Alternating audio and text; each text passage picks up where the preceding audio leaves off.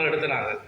இந்த விடயத்தில் போன பாராளுமன்றத்தில் நான் உரையாற்றின பொழுது டிட்பா புயல் காரணமாக பாதிக்கப்பட்ட பொழுது மாவட்டத்தில் இருக்கிற அத்தனை பேரும் டிஎஸ்லேருந்து ஜிஎஸ் அதை பார்த்தோன்னா தங்களை எக்கனாமிக் டெவலப்மெண்ட் சொல்லிடலன்னு சொல்லியது. அவர்கள் சமுத்தி உத்தியோகர்கள் ஏரிய திணைக்கள் அதிகாரிகள் எல்லாரும் சிறந்த முறையில் தங்களை அர்ப்பணித்து தியாகம் செய்து பணியாற்றியவர்கள். அதில் பல ஜிஎஸ் மரவாசிகள் காயப்பட்டு இருக்கிறார்கள், சில பேர் இடம்பெறப்பட்டிருக்கிறார்கள். அந்த வகையில் நாங்கள் யாரையும் குற்றம் சாட்ட இல்லை. சரியா, அரசாங்க ஒரு பாராளுமன்ற உறுப்பினர் என்ற வகையில் டிசிசி சேர்மன் என்ற வகையில் எனக்கு அதிகாரம் ஒன்று இருக்குது. விடயங்கள் சரி நடக்குதான்னு நான் பார்க்க வேண்டிய தேவை இருக்குது. ஆரம்பத்தில் சொன்னால் இங்கே நான் விசாரணை செய்கிறதுக்கோ இல்லை போலீஸ் செய்கிறதுக்கோ வரையில சொல்லியாது.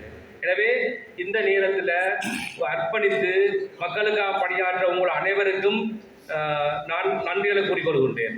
அதே போன்று ஆங்காங்கே சில பிரச்சனைகள் இருக்குது, அதை நாங்கள் பார்க்கறதுக்காக தான் டெஸ்ட் பண்ணே தவிர தனியே யாரையும் பார்க்கறதுக்கோ யாரையும் அவமானப்படுறதுக்கோ இந்த கூட்டம் கூடுறே இல்லை. சரிதான். இப்போ அப்படி பார்க்க போனால் எங்களை தான் கேள்வியிருக்காங்க நிறைய பேர்.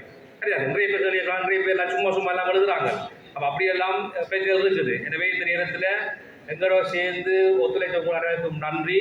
இதில் முக்கியமான விஷயம் என்னன்னு சொன்னால், இங்கே இருக்கப்பட்ட தீர்மானங்கள் அடுத்த கூட்டம் நடத்துக்கு முன்னுக்கு நடைபெற்று முடிக்கிறதா நீங்கள் பார்க்குறதா முக்கியமானது. திரும்ப காட்சி கொண்டு நிற்கிறாங்க. காடி எஸ்எம்எக்கான காணி வழங்கப்பட்டதா, இந்த மஞ்சள் போர்டு போடப்பட்டதா, சரியா, அப்போ ஒவ்வொரு விஷயங்களையும் நீங்கள் வாய்க்காலுக்கான கூட்டம் போடப்பட்டதா, என்ன முடிவெடுத்தது, புறநடவடிக்கைகளை செய்து கொண்டு வந்தால் தான் அது நடக்கிற விஷயங்கள். சரி, அதே மாதிரி சிறைக்காய்